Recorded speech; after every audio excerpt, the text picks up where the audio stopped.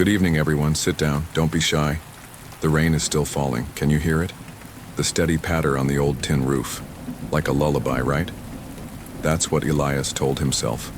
A gentle rhythm to drown out the ghosts of the city and the whispers in his own head. But tonight the rain was different, curious almost, tapping at the warped wooden window frame like it was searching for an answer. Outside, beyond the reach of the lonely porch light, the wind swept over the fields. It carried the smell of damp earth and the promise of a long, lonely night. You know that sound an old house makes when it settles? The groans, the sighs of wood and stone. Elias always found comfort in that. Just an old house, he would mutter, a familiar mantra. But lately there was something new in the mill's nightly symphony. A faint thump from upstairs. Barely, audible, but steady. Too steady, too deliberate.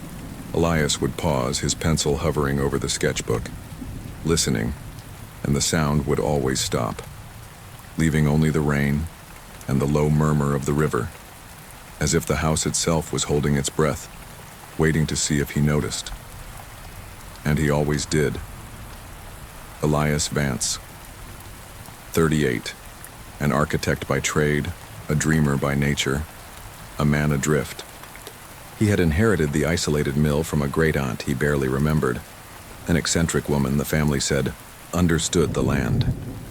The inheritance came at the perfect time, after a disastrous project and the slow, quiet collapse of a long relationship. He had fled the concrete jungle searching for solitude, for a place where the noise of his failures couldn't reach him. The echoing mill house, as he named it in his mind, with its stone foundation and timber frame, seemed like the perfect refuge, or so he hoped. The first weeks were ideal. Days spent sketching by the river, trying to spark inspiration, or wandering the dense woods, his only company the hidden birds and the rustle of unseen creatures.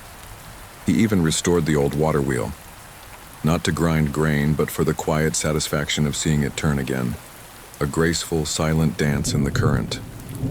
Evenings were for books by the crackling fire. The outside world faded, distant and unimportant. For the first time in years, Elias felt peace, a quiet rediscovery of himself. But then, the silence deepened. It wasn't the gentle calm of nature anymore. It was expectant, heavy. The air, thick with pine and damp earth, carried another scent. Subtle, metallic, like old blood, or ozone after lightning, right at the edge of his perception. And then the sounds began. Besides the steady thump, from upstairs, the one he stubbornly blamed unsettling wood, there were whispers, faint, otherworldly, like dry leaves scraping over stone, or distant conversations carried by the wind. He would stand at the window, staring into the black fields of corn that surrounded the property, convinced he could hear voices, just out of reach, just beyond understanding. Is it only the wind playing tricks? He asked himself, arms wrapped around his chest, shivering in the sudden cold. Or is something out there, actually speaking to the night? One morning, he woke to find his architectural drawings disturbed, not just moved, folded, into precise geometric shapes he swore he had never made. His charcoal pencils, once lined neatly on the desk, were scattered across the floor, and one lay broken clean in two, resting atop the folded sketches like a grim punctuation mark. Mar stared at it, a knot tightening in his stomach. He lived alone. He always locked the doors. The windows were sealed. Had he done it in his sleep? He laughed, a short, hollow sound swallowed by the mill's oppressive silence. No, he was a light sleeper, and he'd never had the urge to fold architectural drawings in the middle of the night. The feeling of being watched grew stronger. Not the casual glance of a neighbor, there were no neighbors here, but a gaze that felt physical, all-encompassing. He would catch glimpses in the corner of his eye, a shadow slipping behind the old cabinet, a ripple in the river's reflection that didn't match the current. And when he turned, nothing. just the heavy, familiar stillness of the mill. But the prickle at the back of his neck, the sudden chill, in a warm room, those were undeniable. More and more he found himself pausing, listening, holding his breath, as if the air itself was holding its breath with him. He tried to rationalize it: stress, isolation, an imagination wound too tight by silence and solitude. After all, he was an architect, a man of logic, of plans, of structure, not of ghost stories. So, he began documenting the strange events, meticulously, like the professional he was. Dates, times, notes. He filled the pages of a small leather journal. The ritual of recording, he hoped, would bring clarity, would reveal some ordinary explanation, but instead it only showed escalation, each page painting a darker picture. Then came the river. The old mill race, normally clear, rushing water, began to change. Sometimes it turned dark, almost black, flowing slow and thick like syrup. Other times it surged wildly, battering the banks even when no rain had fallen for days. He found things in it. Smooth, dark stones carved with symbols he didn't recognize. Patterns that looked ancient, alien. He pulled them out, cleaned them, set them on his windowsill, drawn to them, against his better judgment. They felt warm to the touch, even on the coldest days, and sometimes he swore they seemed to hum, a faint vibration echoing the metallic taste in the air. One stormy evening, lightning cracked overhead, shaking the old mill. Elias was in the kitchen, cooking to distract himself. Flashes lit up the dense forest outside, trees thrashing in the wind, and in one of those flashes, he saw it. A figure, tall, gaunt, standing at the edge of his property, where the cornfields met the tree line. Its silhouette stretched unnaturally, its head tilted at an impossible angle, as if it was watching the storm with eerie curiosity. The next flash showed only the trees. The figure was gone, vanished as quickly as it appeared. Elias dropped the knife. The clang rang loud in the sudden silence between thunderclaps. What if it wasn't an animal? What if it wasn't a trick of the light? What if it had been watching him all along, not from inside his mind, but from deep within the valley itself? He searched the dusty library of the mill, pulling out old books on local history, hoping for context. A rational explanation. The mill was built in the late 1700s, one of the first in this forgotten corner of the state. Its history was thin, peppered, with strange accidents, unexplained disappearances, and a lingering superstition about the old currents that flowed through the valley. The book spoke of people who came here seeking fortune or solitude, only to become bound to the land, their stories cut short, their very existence fading from memory. A faded newspaper clipping from the early 1900s mentioned the last miller, Silas Thorne, said to have gone mad, claimed the mill spoke to him, demanded sacrifices. Then he vanished. No trace. The mill stood empty for decades until Elias's great-aunt bought it. The hair on Elias's arms stood on end. Sacrifices? Bound to the land? What kind of legend was he uncovering? The stones from the river now sat on his desk, glowing faintly in the dim light. He noticed new carvings on their surfaces, spirals and lines that mirrored his own architectural sketches, plans for a bridge. A structure to join two distant shores. The symbols were merging, evolving. He felt a strange urge to touch them, to trace the warm, smooth surface with his fingers. When he did, a jolt ran through him. Cold, electric. Images flashed in his mind, not memories, impressions. A whirlpool of energy. A towering structure, not of wood or stone, but of pure light, rising through a veil of stars. Figures, blurred and indistinct, moved slowly around it. Ritualistic, watchful, and then it was gone. The vision left him breathless, heart hammering. What had he just seen? And what deeper truth was the mill, the valley, the land itself trying to reveal? He began to notice the mill's own architecture shifting, not in obvious ways, in subtle ones. The way light bent through a corner, the way shadows pooled where they hadn't before. A beam he was sure he had repaired now bore an extra notch. Unexplained, impossible. It was like living inside a blueprint that kept redrawing itself. A constant revision. A shifting design that made no sense. Elias began sketching the interior, not like an architect planning a build, but like an artist desperate to capture what was changing. Subtle, impossible transformations. His sketches grew frantic, overlapping lines, twisted structures. A desperate attempt to pin down a reality that refused to stay still. The thump from upstairs grew more insistent, sometimes joined by a faint dragging sound, like something heavy being pulled across the floorboards. But he knew, with a bone-deep certainty, that the room above his study was empty. He had cleared it himself, nothing but bare wood and plaster walls. And still, the noises went on. One night, unable to stand it, he grabbed a heavy iron poker from the fireplace. Slowly, he climbed the creaking stairs. Each step groaned under his weight, announcing his approach to whatever might be waiting above. Reached the door. His hand shook as it closed over the knob. Cold, unnaturally cold, even through his calloused fingers. He turned it slowly. The ancient mechanism groaned in protest. Moonlight spilled through dusty windows, filling the room. It was empty. Completely empty.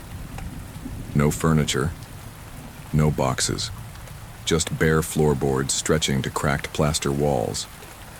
He swept his flashlight across the space. Dust motes floated in the beam. Nothing. But the metallic taste in the air was stronger here, almost overwhelming. And from beneath his feet, a deep, resonant hum. A vibration that echoed the faint thrum of the carved river stones on his desk below. He stood there for a long time. The silence, heavier than the sound that had haunted him. Was it all in his head? Or was the mill toying with him, showing him only what it wanted him to see? A cold fear seeped into his bones. He retreated quickly, slamming the door shut behind him with a sharp click. Back in his study, heart still pounding, he saw something new. On his desk amid his frantic sketches lay a drawing, one he hadn't made. The lines were too fluid, too natural, yet precise, undeniably architectural.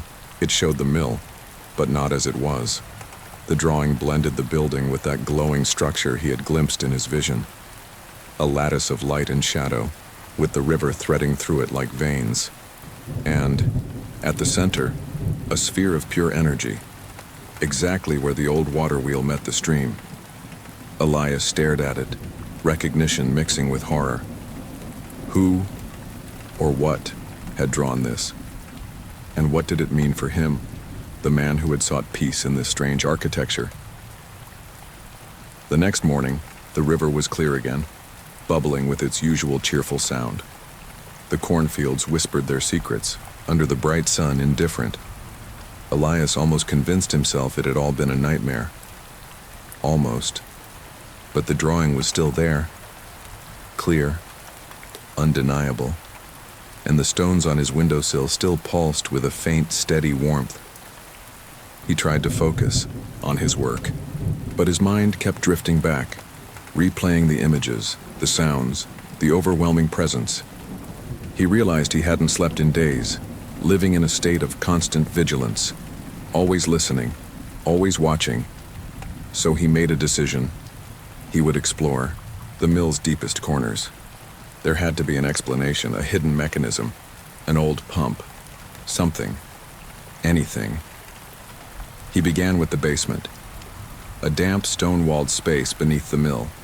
It smelled of earth and old water, a cool, musty scent that somehow felt ancient. Sweeping his work light across the rough walls, he noticed one section looked different. The mortar was newer, less weathered than the rest, almost perfectly disguised, but his architect's eye caught it. His trained mind saw the flaw. He ran his hand across the stones and felt it. A faint chill, unlike the damp cold of the rest of the basement. With a crowbar he'd brought from the city, Elias began chipping at the newer mortar. It resisted him. But slowly, carefully, the pieces gave way. After hours, a section of wall, 3 feet wide, 5 feet tall, shifted. With one final desperate shove, a heavy slab slid inward with a scraping roar. Behind it lay a narrow, dark passage.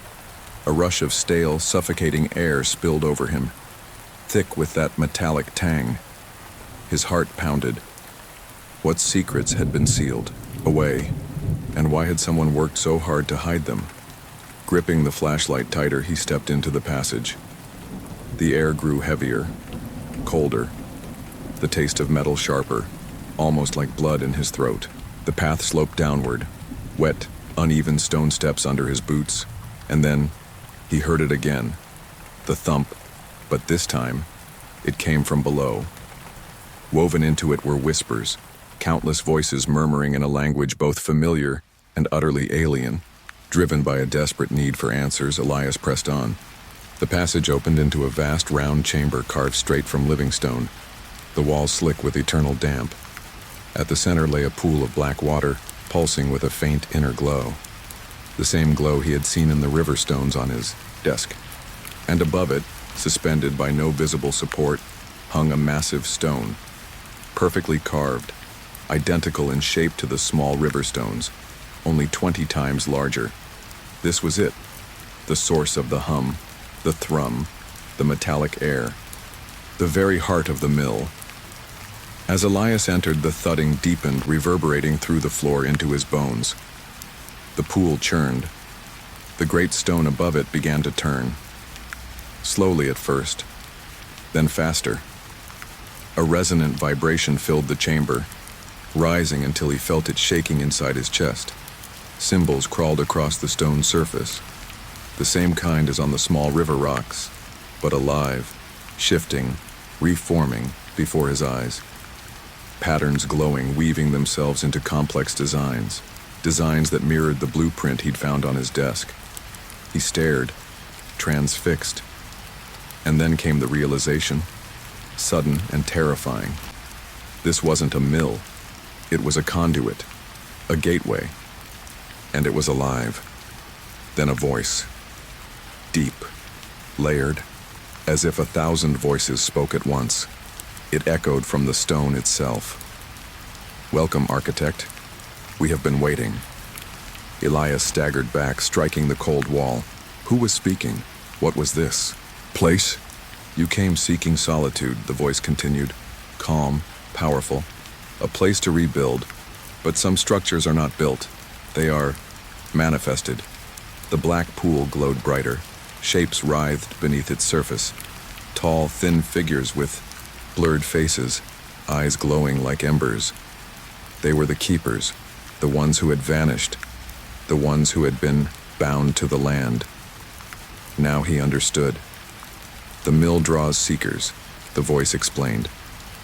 "Those who sense how thin the veil truly is. It feeds on intention, on creation, on purpose, and in return it grants clarity, insight, a deeper vision of existence itself." Elias felt it then. A pull, almost irresistible. The promise of knowledge beyond imagining.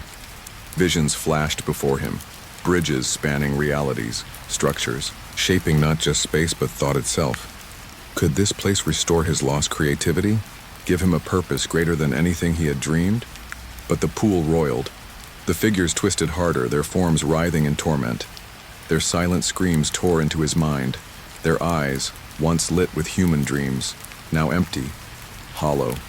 They were not guardians, they were prisoners, sacrifices not bound as masters of the mill, but as its fuel. And the clarity, the insight, it came at an unbearable price. The loss of self, the erasure of identity, becoming just another cog in the mill's eternal, indifferent machinery. Isn't that the ultimate fear of mankind? To be consumed, to vanish, forgotten, not only by others but by yourself. "You have a choice, Elias Vance," the voice boomed from the stone. Its tone had shifted, harder, sharper. "Join us. Accept the current. Become part of the greater design. Or resist. and be spent, scattered like chaff on the wind, your very essence recycled into the mill's endless hunger. The massive stone spun faster. The low hum rose into a deafening roar. The air cracked with unbearable energy. From the pool below, the figures rose. Silent, desperate faces twisted into a grotesque welcome.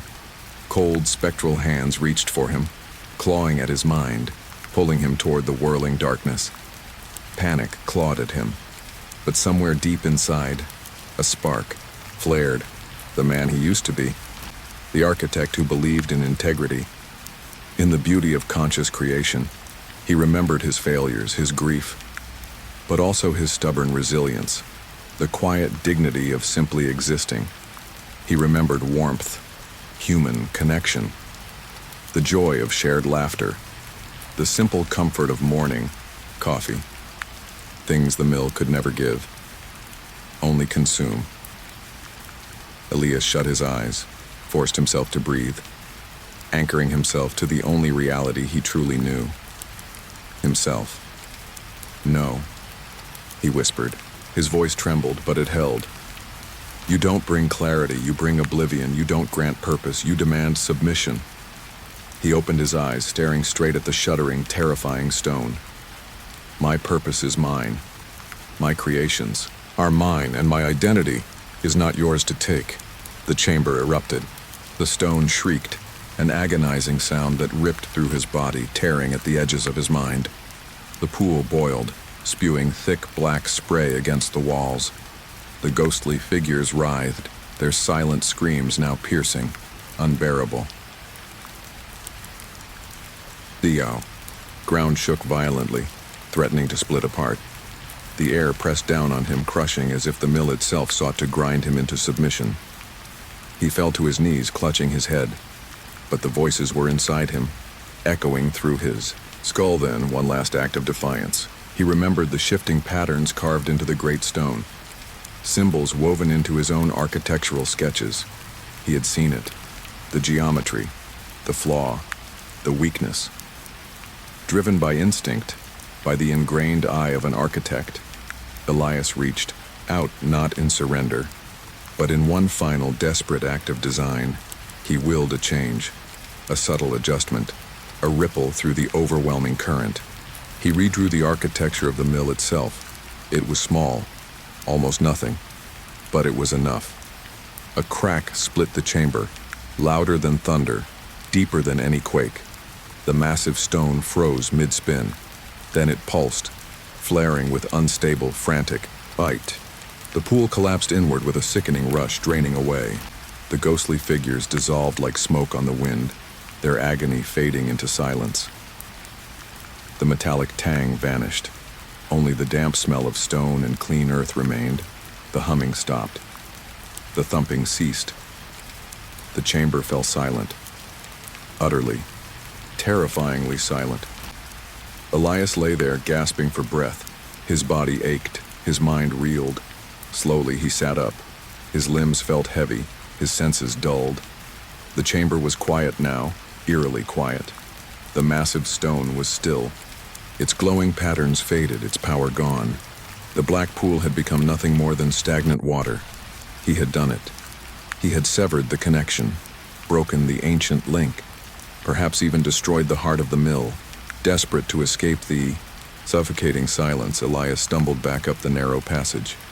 He heaved the heavy stone slab into place, sealing away the horror behind him. Then he rushed upstairs, bursting into the familiar, unsettling stillness of the mill house. The mill no longer shifted. The subtle changes in light and shadow were gone. The metallic tang in the air had vanished. On his work table, the river stones were cold, their strange carvings faded. But Elias had changed. Inside him was a new silence, not empty, but profound, like the calm that follows a storm. He still remembered the overwhelming knowledge, the impossible architecture, the temptation of becoming something more. And now he saw the world with a sharper clarity, an awareness of hidden currents, of thin veils between realities, even in the most ordinary of places. But he knew he couldn't stay. The mill house was still a mill house, but also a tomb, a monument to a battle won at a terrible cost. He packed his few belongings. His architectural sketches felt almost childish now. He left the echoing mill house locked and silent, the old water wheel turning slowly in the river, an innocent guardian. As he drove away, gravel crunching beneath his tires, he looked back one last time. The mill house stood in the pale morning, light, smaller now, less imposing but no less significant. He didn't return to the city. Not yet. Instead, he found a quiet town nestled in rolling hills, far from ancient rivers and whispering cornfields. He started a new life, a new job, designing houses, offices, solid, ordinary structures. He learned to appreciate the simple hum of a refrigerator, the distant drone of traffic, the comforting predictability of everyday life. But sometimes, late at night, when rain tapped gently on the roof, or when wind whispered through the trees outside his window, he would pause, pen hovering over a new blueprint, and feel it again, a faint echo of that profound silence, a whisper of the hidden currents beneath the world. He remembered the shifting shapes, the desperate cries of the lost, the seductive promise of impossible knowledge. He knew what he had rejected and what he had saved, but in those intimate, quiet moments a question lingered, one he could never quite silence. What if, by choosing to preserve himself, he had only closed one door, while countless others still waited? What if the architecture of the ordinary was far more fragile, far more alive, than any of us dare imagine? Thank you for listening tonight. Sweet dreams.